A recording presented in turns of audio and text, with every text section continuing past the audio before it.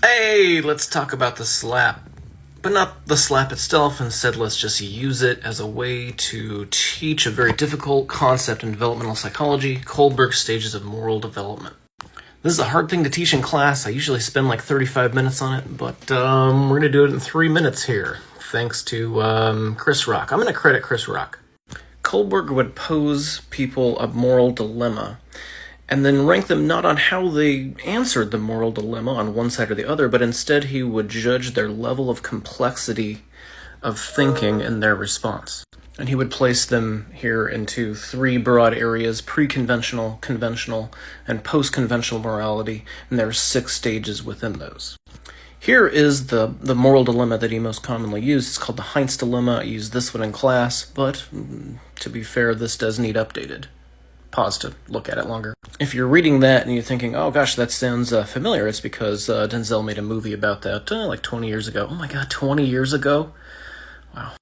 So let's give examples of pro or anti-slapping arguments from each of these stages according to the Kohlbergian levels. Stage 1 is all about avoiding punishment. Think of a kid who chooses not to steal cookies because he knows that he'll get beat, for example. So here, you could make a pro-slapping argument saying that if Will Smith didn't slap Chris Rock, he would get in trouble, he'd be punished by his wife, by Jada. On the other hand, you could make an anti-slapping argument saying Will should not have slapped him because he will get in trouble with the authorities and go to jail. Stage 2 is about equal exchange, or tit for tat, as they say.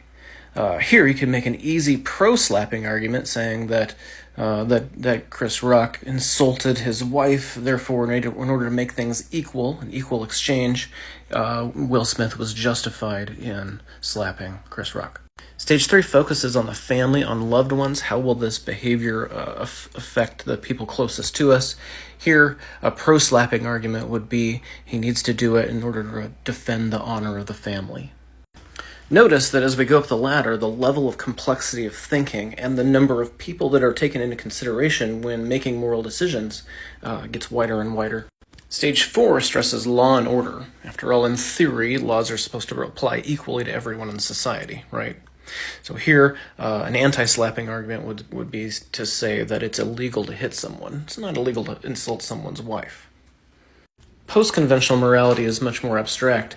Stage 5 would stress a social contract. Anti-slapping would say if everyone went around slapping someone whenever their wife's insulted, society would break down. Stage 6, an anti-slapping argument might focus on non-violence as a universal ethical principle.